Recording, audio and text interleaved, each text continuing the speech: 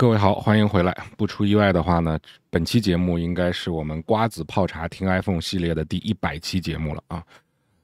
而让人毫无意外的是呢，这100期节目可能是一个很小很小的一个知识点，应该不会有太多的浏览量，但是没关系啊，对我来说，100这个数字还是蛮值得自己开心一下的啊。我不是说我频道只发了100段视频啊，那早就超过了。我只是说我的瓜子泡茶听 iPhone 这个系列啊，我们已经有第100个了啊，在我的标题上大家也看得出来啊 ，S4E100，也就是第4季的第100集。那今天我们讲锁定屏幕，锁定屏幕是什么啊？先扫个盲，来，这个就是锁定屏幕啊。如果你把它划开，这就叫主屏幕了啊。所以今天咱们不讲这个主屏幕，我们只讲锁定屏幕。为什么要讲这个？实话实说，这期节目是我第2遍录制，第1遍录制的时候是穿那件蓝色的衣服。不知道这个梗的话呢，您去翻到前面，我在讲这个专注模式的上半集的时候，我聊到过这个梗啊。如果感兴趣的各位，喜欢八卦的，你可以没看过的回去看一下。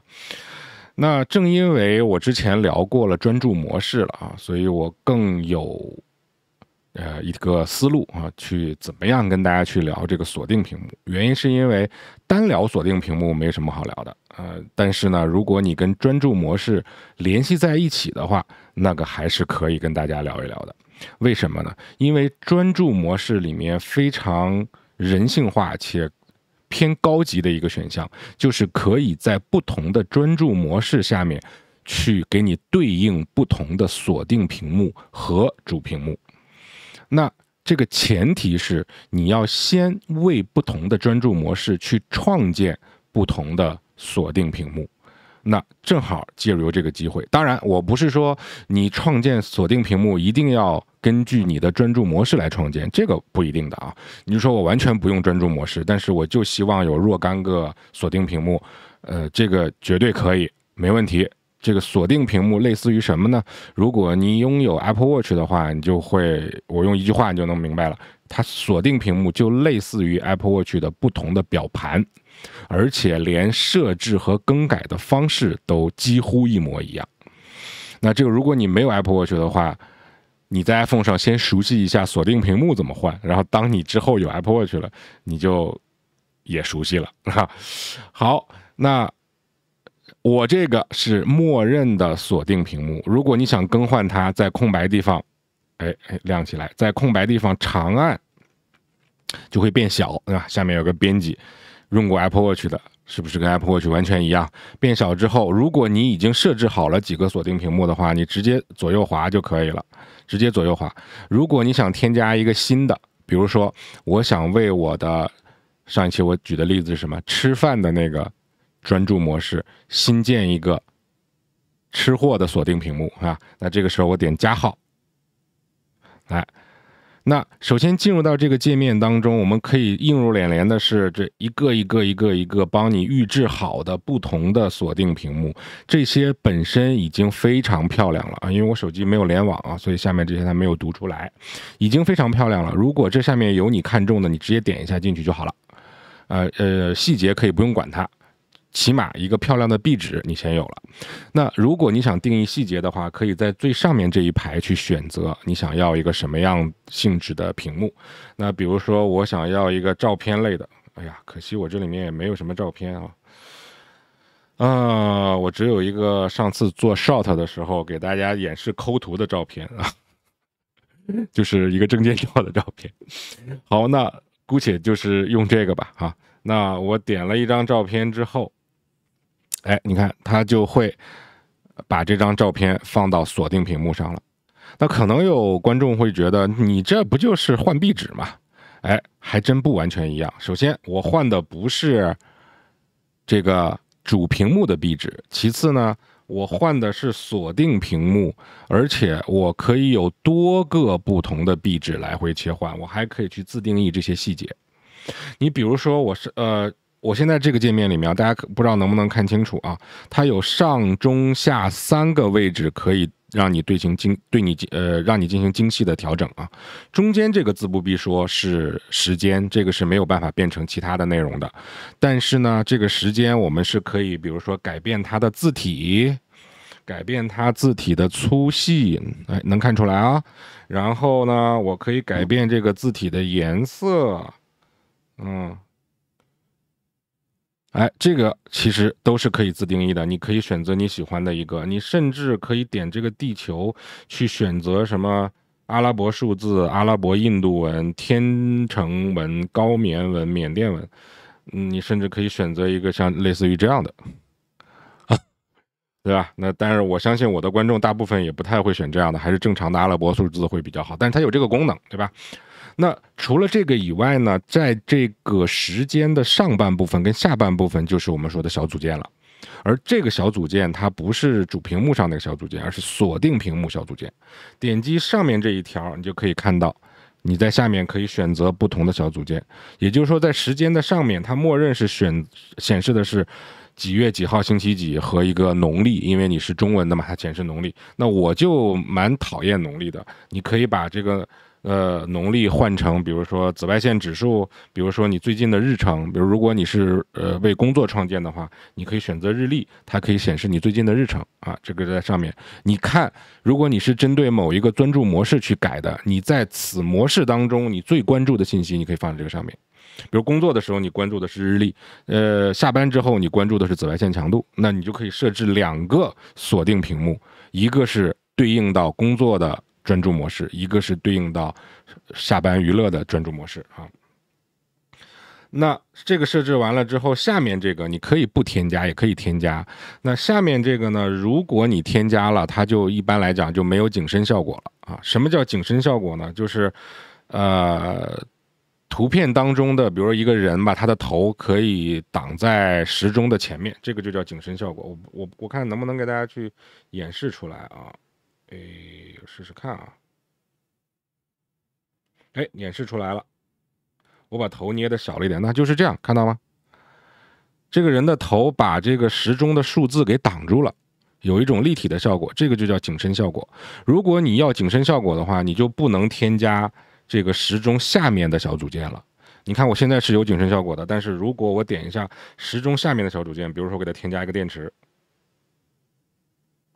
我添加一个电池小组件啊，那你看这个景深效果就没了，它下面就显示电池了。那这个就根据大家自己的需求去改变就可以了。然后如果是照片的话，当在这个界面下，你可以直接左右滑动去设置它不同的颜色背景。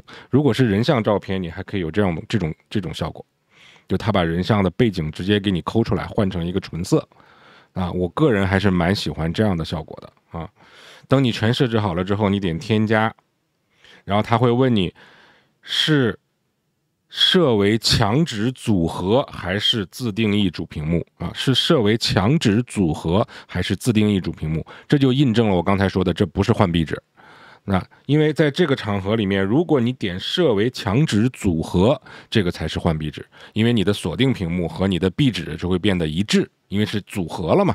但是如果你想单独的自定义主屏幕的话，你就点下面的自定义主屏幕。这个我一般就是组合，因为组合完了之后呢，它会把你的这个锁定屏幕上这个照片啊，当你一旦解锁进入到主屏幕，它就变模糊化。这个是我比较喜欢的，我不希望这个在一个人的脸上布满图标，但这个审美也就因人而异吧。如果你喜欢在你老婆孩子脸上布满了图标的话，那你也可以这么来啊。那当然，如果你就想把脸上布满图标，你就别点设为强指组合了，你就点自定义主屏幕。这个时候可以看到它的右下角有一个模糊开关，默认是打开的啊。因为如果我个人也觉得审美在线的话，应该都是打开的啊。如果我把这个关闭的话，你可以看到我这脸上一脸的图标。我是不能接受这种观感的，除非我把这个图标让开，把脸露出来，那还可以。但即便那个我也不是很喜欢，我还是喜欢模糊的。然后你在这里面可以换背景颜色，你也可以单独的为这个主屏幕去换照片，在这个下面这个按键，照片这个按键就是为主屏幕换照片。等你全部设置好了之后，点完成，大家可以看到这个锁定屏幕就被定义成功了。那如果你看了我上一讲，你已经设置好了若干个专注模式的话，你就可以看到，在这个设置好的主屏幕的下方，就会有一个专注模式的按钮。你直接点一下这个按钮，它就会出现你所有设置好的专注模式。那比如说，我把这个姑娘设置成吃饭专注模式，把吃饭专注模式勾一下啊，然后把它关闭。这个显示的是关联专注模式啊，说得很明显了。好，然后你会看到，我现在关联好了之后，我这个壁纸下方同样这个位置已经不是专注模式4个字了，而变成了吃饭。那就证明我的手机只要打开吃饭专注模式，就会变成这个壁纸。而同样的道理，我只要把手机切换到这个壁纸，我的手机就会进入到吃饭专注模式。所以我们呼应一下前面一讲啊，现在切换专注模式可不一定从控制中心，有的时候可能从控制中心去切换专注模式还是比较麻烦的一个。那比较简单的一个就是直接从锁定屏幕来切换专注模式。比如说刚才我就把这个姑娘设置成了吃饭专注模式，那现在我吃完饭了，我要把它换回去。那其实有一种最简单的方法是什么呢？你就点亮手机屏幕，在上面长按，然后我换一个锁定屏幕，它直接就跳出了。来，我们检查一下，看是不是专注模式关闭了吧？好，你看啊，现在是专注模式，这个是完全没有打开的啊，完全没有打开的。我再回一趟，我再长按，再切换到这个壁纸，然后我再拉下控制中心给大家看，看到吗？刀叉出来了。吃饭专注模式被打开了。所以其实如果你把你的锁定屏幕和你的专注模式做一关联，而且呢你可以把你的锁定屏幕的一些设计啊，比如说什么样的壁纸，什么样的照片，什么样的那些小组件，把这些细节的设计都设计成适合你链接的那个专注模式的样子，那你的手机会非常的牛啊，非常牛。那个字儿还是别说啊，对啊，会非常的牛。那这个我想是我今天想跟大家介绍锁定屏幕最核心的一个要素啊。我其实在我看来，我这一讲这期节目已经讲得非常的详细了，连操作都带上了啊。所以这个其实就是我主要想跟大家说的锁定屏幕的一些点了啊，主要说的就是这些。你可以看完这期节目之后去看一看，如果想用的话，对吧？你看看你有几个专注模式，你应该建立几加一。比如你有 N 个专注模式，你的锁定屏幕应该有 N 加1个啊。那这个我认为是比较合理的啊，对吧？因为还有一个是没有开专注模式吧。那当然了，没开专注模式的你可以多来几个也没关系。那这样的经常换壁纸换心情，其实就会比你没事儿去费尽周章的到设置，然后找到什么壁纸，然后再去换，要开心的多了嘛啊。